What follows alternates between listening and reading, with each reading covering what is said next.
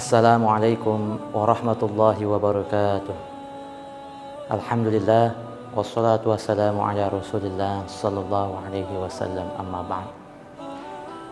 Alhamdulillah kita bisa berjumpa kembali. Mudah-mudahan baik kita seluruh Dewan Guru Pondok Pesantren Attaqwa Putra maupun Bapak Ibu serta anak-anak santri sekalian dalam keadaan sehat walafiat, dan kita semua selalu dalam lindungan Allah Subhanahu wa taala. Amin ya rabbal alamin. Melanjutkan materi pada sebelumnya, masih menjelaskan tentang materi atau pelajaran tafsir.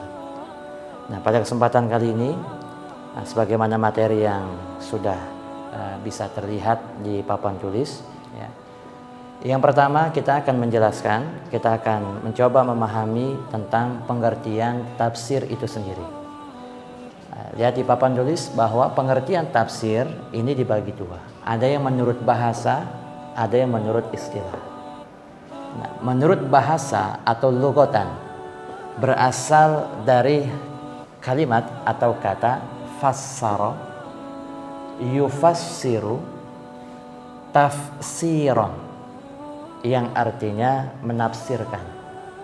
Nah, ini asal katanya, asal mulanya ya, diambil dari sisi bahasa atau lugatan. Kemudian pengertian tafsir menurut istilah atau syar'an, ya. Al-ilmu yufhamu bihi kitabullahi al-munazzalu ala Muhammadin sallallahu alaihi wasallam wa bayanu muradihi wastikhraju ahkamihi wa hikamihi. Al-ilmu, ilmu itu, ya. Ilmu itu maksudnya ilmu tafsir. Yufhamu bihi kitabullahi, yang digunakan untuk memahami ya kitabullah, untuk memahami Al-Qur'anul Karim.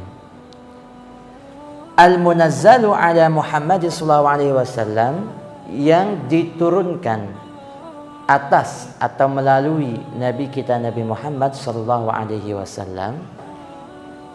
Wa bayanu muradihi, dan kemudian menjelaskan murad, maksud-maksudnya. Wastikhraju ahkamihi, dan mengeluarkan hukum-hukumnya. Wa hikamihi, dan hikmah-hikmahnya. Jadi jelas jika kita berangkat dari pengertian istilahi bahwa tafsir ini digunakan untuk memahami Al-Qur'anul Karim, ya, untuk memahami apa yang menjadi tujuan atau maksud dari ayat ya, dalam Al-Quran, ya, lalu kemudian bagaimana hukum-hukumnya dan bagaimana hikmah-hikmahnya. Ini ada dalam wilayah ya, ilmu tafsir. Sehingga ya, mereka yang ingin memahami Al-Quran dengan benar, maka tidak boleh mengabaikan pelajaran tafsir itu sendiri. Nah, dalam Al-Quran kata tafsir sebanyak 1 kali. Jadi disebutkan dalam Al-Quran kalimat atau kata tafsir itu sendiri ada 1. Ya, diambil dari surah Al-Furqan ayat 33 yang bunyinya a'udzubillahi minasyaitonirrajim, bismillahirrahmanirrahim. Wala ya'tunaka bimathalin illa ji'naka bilhaqqi wa ahsana tafsira. Wala ya'tunaka, dan tidaklah mereka orang-orang musyrik ya, mendatangkan kamu ya, mu'nya kepada Nabi kita Nabi Muhammad, bimathalin ya, dengan sesuatu yang ganjil. Jadi dulunya mereka itu orang-orang musyrik seringkali mendatangi Nabi kita Nabi Muhammad SAW, memberikan usulan-usulan yang tidak masuk akal, memberikan usulan-usulan pertanyaan-pertanyaan yang aneh-aneh. Lalu kemudian dijawab illa ji'naka bil haqqi, kecuali datangkanlah olehmu ya Nabi kita Muhammad ya, diminta untuk menjawab apa yang mereka pertanyakan, bil haqqi dengan kebenaran, wa ahsana tafsiran, ya, dan sepaling-paling baik tafsiran, penjelasan atau penafsiran. Nah, sehingga kalimat tafsir ini sendiri ya digunakan dalam ayat ini untuk memberikan penjelasan dengan sejelas-jelasnya ya kepada pertanyaan-pertanyaan ya orang-orang musyrik ya. Nah, ini ada dalam Al-Qur'an hanya ada satu ya di surah Al-Furqan ayat 33. Kemudian terjemah dalam Al-Qur'an ini ada dua. Yang pertama ada terjemahan secara harfiah per kata. Kemudian yang kedua terjemahan dalam Al-Qur'an berdasarkan tafsiriyah atau makna. Sehingga dua hal ini ya memiliki hal yang berbeda, tujuan yang berbeda. Yang pertama harfiah, bagaimana dijelaskan secara kata per kata dari sisi bahasanya, dari sisi uslub katanya. Kemudian tafsiriyah dilihat bagaimana unsur maknanya. Sehingga pola menerjemahkan yang benar adalah ini pun juga berurutan.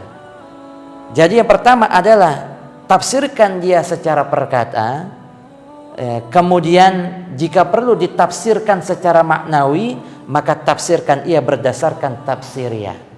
Dan tafsiriyah inilah yang akan menjelaskan tentang makna mana yang terkandung dalam Al-Quran, yang tidak cukup hanya menerjemahkan secara harfiah per kata.